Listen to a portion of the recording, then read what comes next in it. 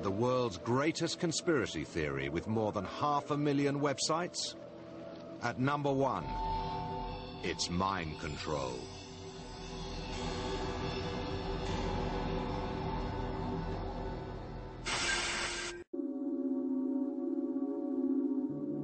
We know there are official papers on various other experiments back in the Cold War conducted by the CIA when they used drugs and all kinds of stuff on people, looking for truth serums, things that would bend people's consciousness. They gave people LSD, they gave people all kinds of strange things. So the notion that the CIA would investigate ways of bending your brain wasn't startling. As long ago as the 60s, a scientist named Delgado was able to stop a charging bull in its tracks using a radio-controlled implant in its brain. Anybody can look this up anywhere. I'm not making this up. I found that you don't have to make anything up. Reality is so stunningly bizarre. The American government has experimented on its own people on a number of occasions. If the mind control conspiracy theory doesn't make you paranoid, nothing will. If there's nothing in all this, why did I get a series of anonymous telephone calls at around 4 in the morning, one of which said I should leave the country or be killed because I knew too much? Are they schizophrenic? Are they mentally ill? Are they a little bit too impressionable? Have they seen too many episodes of The X-Files? All of the above. There is a history of, conspiracy, real conspiracy involving the CIA and mind control. That's how bad it's got. We've lost faith in government agencies to such an extent that we now think they're capable of anything, no matter how horrendous. Let's face it, we know enough about governments and their secret servants to know that if they could do this, they would do this. If they could find a way of making us all believing what they say, damn right they're going to pursue it. How do we stop the world of conspiracy from spiraling into madness? I don't find anything impossible. Once you find things impossible, you're editing possibility. I look at information, and if it's compelling, I go with it. If it's not, I don't. It might seem laughably unlikely if it weren't for the fact that mind control technology exists and has been used for years. It's not a theory. It is fact. It went into overdrive after the Korean War, when POWs were returned who had been tortured by the Chinese. They seemed apparently normal and functioned normally, but then it became apparent that they had become Chinese agents, that they had been brainwashed and programmed.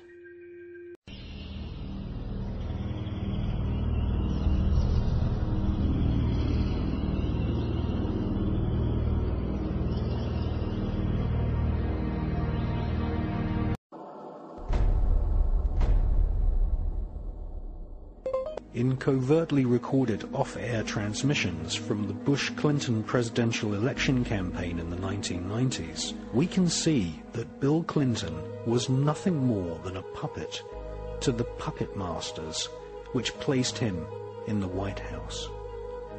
Bill Clinton's demeanor seems to be similar to a person who is under a hypnotic trance. Where From the point of view I had, they certainly were friends, and they didn't recognize any party lines between them. That's something for the, a smoke and mirrors illusion for the public. It's not something they adhere to because they had exactly the same agenda, and that was for bringing in this New World Order. From 1945 and the end of the war through 1989 and the end of the Cold War, we had a worldview. Republican and Democratic presidents alike, from Harry Truman to George Bush, stood for freedom and stood for certain propositions that would make America strong and healthy and grow the middle class and shrink poverty and stand against communism. And after 1989, President Bush said, and it's a phrase that I often use myself, that we needed a new world order. So I wanted to finish the thought here. It's the one break we have to hit live. It's been around the world, but it's hard to believe we're being watched in 151 countries. Crazy. Ted Turner changed the world. big fan of yours. He would serve you against it. I don't get... Miss Wise, Miss Reddy, what you got left in life to gain? After you're elected, think about it. No dope. That's for sure. Great guy to work for, too.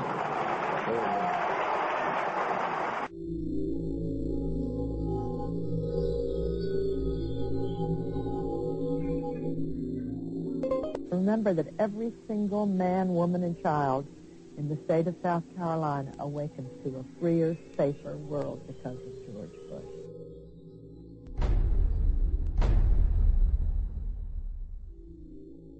Cole, I would remind you and the people of Florence that all of us awaken every single day to a freer, safer world because of George Bush.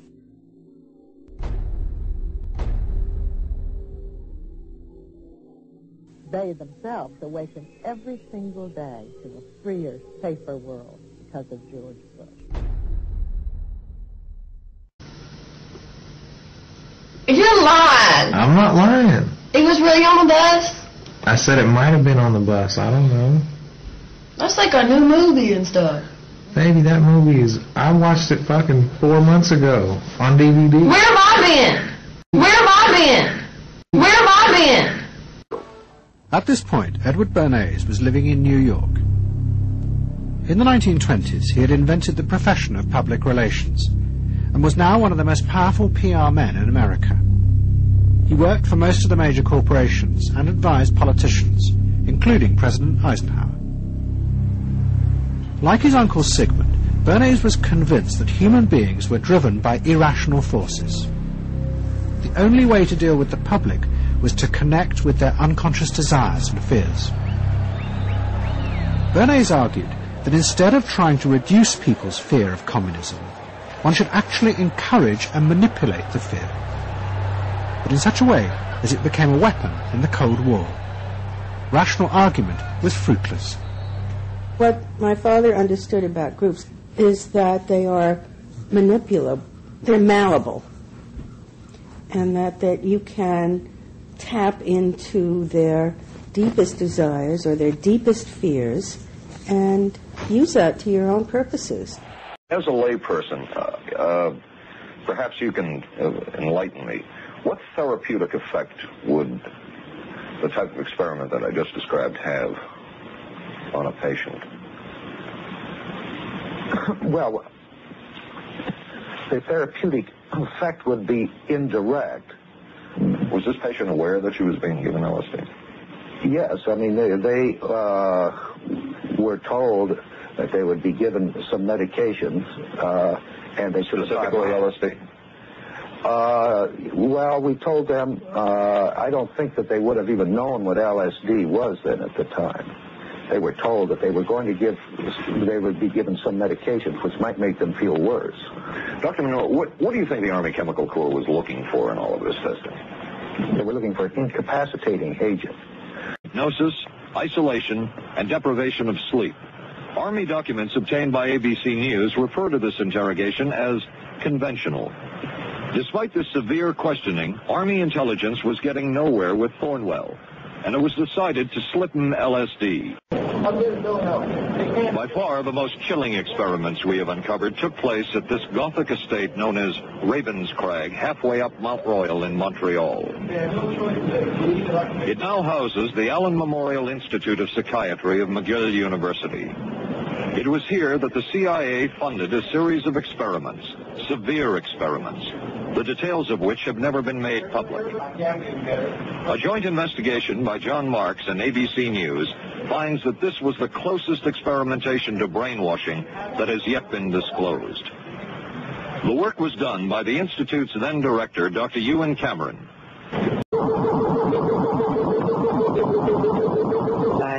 I had several sensations. I was a squirrel in a cage. I was Alice who'd taken the wrong pill and suddenly grown very small, and I couldn't get off the bed, and what was I going to do? How was I going to get the pill that would make me larger again? And at least once, and sometimes 3 times a week, So Dr. Cameron came in the morning and administered the drug, and we were off. And then the drug began to take hold very rapidly because it was an IV injection. And I thought, what in hell is that? The work of this man, CIA Chief Psychologist John Gittinger, that will provide a significant breakthrough. He devised a personality assessment system that comes close to being able to predict how humans will behave. What exactly is the personality assessment system you devised? It's really a descriptive system, an attempt to try to describe personality in a relatively systematic way so that hopefully you can get some kind of an idea to predict what is the behavior between different kinds of individuals. Obviously, in intelligence work, like anything else, there is a considerable amount of sizing up. So we experimented with all kinds of ideas about what one should look for to try to see whether or not this could give us clues of the motivations of somebody else, the attitudes of somebody else, the veracity of somebody else.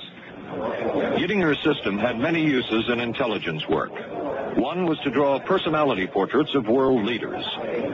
Using Gittinger's system, the agency concluded the Shah of Iran is a brilliant but dangerous megalomaniac whose basic problems resulted from an overbearing father. And there were other applications. Your assessment staff played a key role in helping other governments pick their police intelligence agencies, including, we've learned, the Korean CIA, Uruguayan National Police. Can you tell us about this? No. Other experiments were not as conventional. Neurophysicist Dr. Jose Delgado was financed by the Office of Naval Research.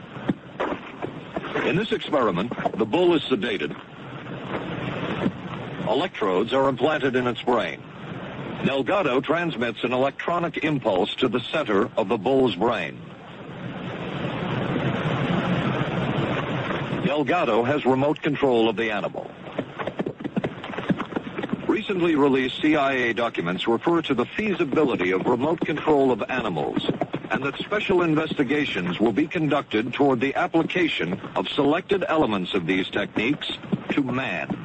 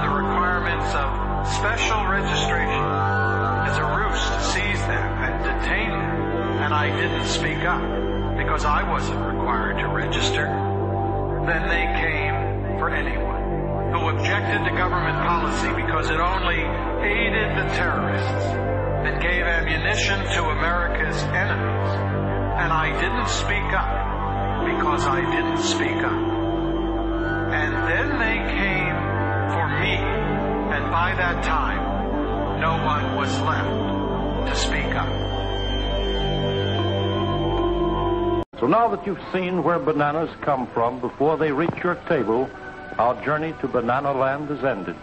We hope you enjoyed the trip. We know you like bananas.